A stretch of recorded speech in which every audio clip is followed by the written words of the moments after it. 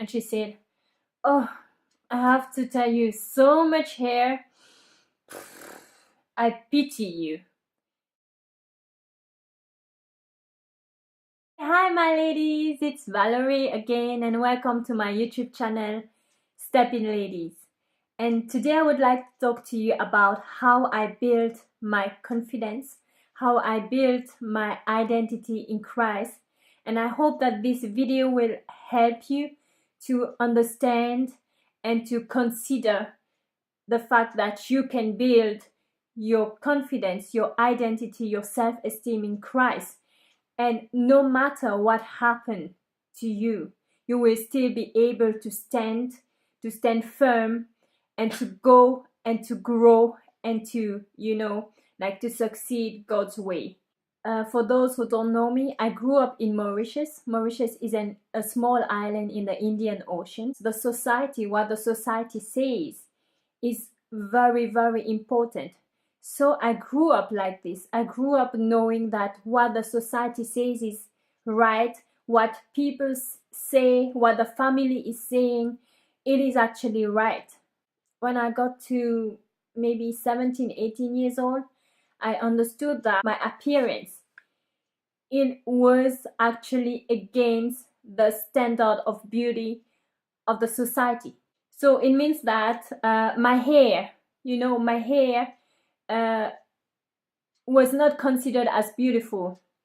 Straight hair is beautiful at home.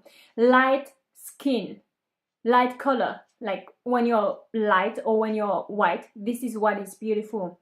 And when you're you belong to another ethnic group, this is what makes you successful. When your family is rich, this is what is considered to be appropriate in my country. And I know it is also the case for many countries, right? And I am a girl. And it also prevented me from doing many things. So my hair, my appearance, my color of skin, my family background, my ethnic group, everything was against me. And it also affected me on the fact that I was not also getting a job.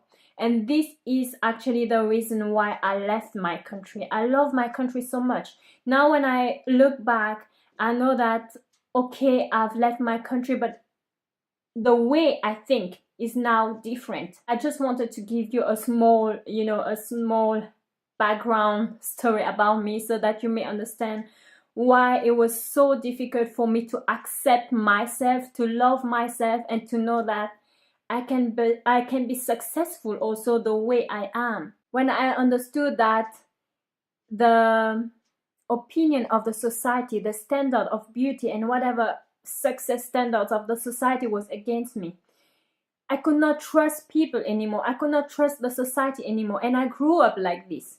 So I left my country to come here to Germany, but it was not better. I understood that, in also here, you have people judging you because of how you look. And I believe it is the same also in other countries. It doesn't matter where I'm going, I will go. The problem I'm carrying is not, it may be my surrounding, it may be my environment, but the way I see things may change your life forever. And it did change my life forever. So when I decided I was not going to trust the standards of the society, I decided to trust myself. I'm like, who cares? Like, nobody is for me. So I'm gonna trust myself. I'm gonna make it. I'm gonna do the thing, And that's what I did. I studied a lot in the field of personal development. These motivational videos which really motivate you and tell you you can do it. You're gonna be successful. You do that. You do this. And I really believe in it. I believe in personal development.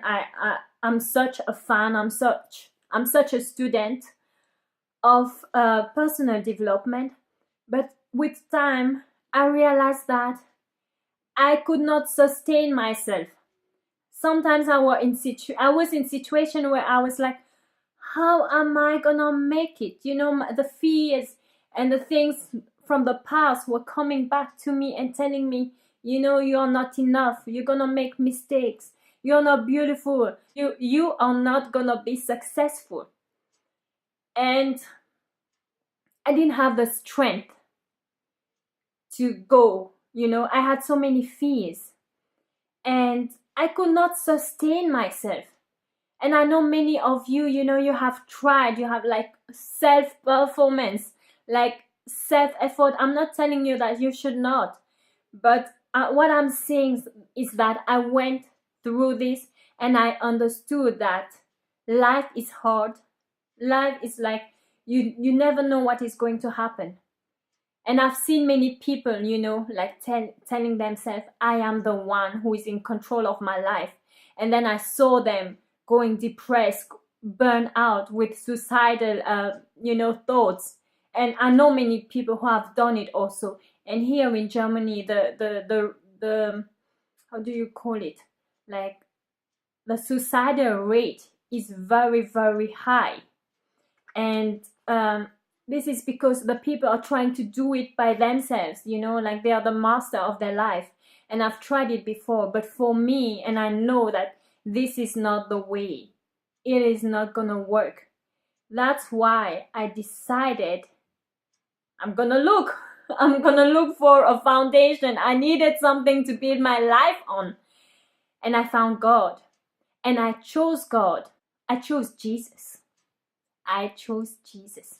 I didn't want to choose any yoga. I didn't want to choose any, you know, Hinduism or whatever, how you call it. And, you know, all the other things or the new age or whatever. I chose Jesus. And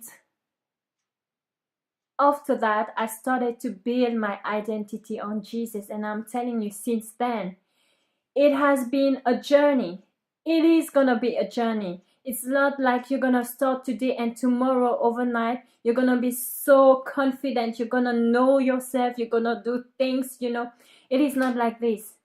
It is gonna be a journey. But the thing is that you're gonna grow. When you look back, you're gonna say, wow, God, I could have never done it by myself. I see your grace. I see your power. I see your hand in my life, you know. And that this is what I wish for you, my ladies, that you know, you get to know this God who is marvelous, who is love, who is great, who is faithful, who can do things for you, who can help you. You know, it's like you are not alone. And this is what I got to know. And when I started to build my identity on God, I understood that I was fearfully and wonderfully made. This was wonderful. I was like, oh my God is telling me that I am fearfully and wonderfully made. I had to choose.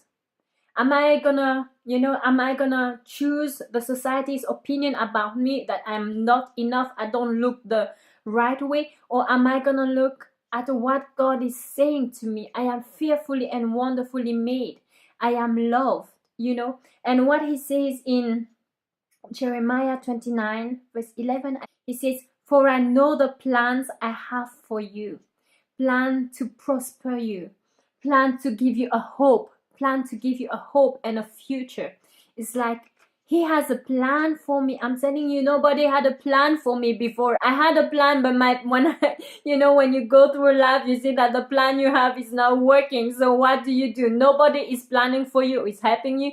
Your plan is not working. So how are you going to function? And when I got to know that God has a plan for me, it changed everything.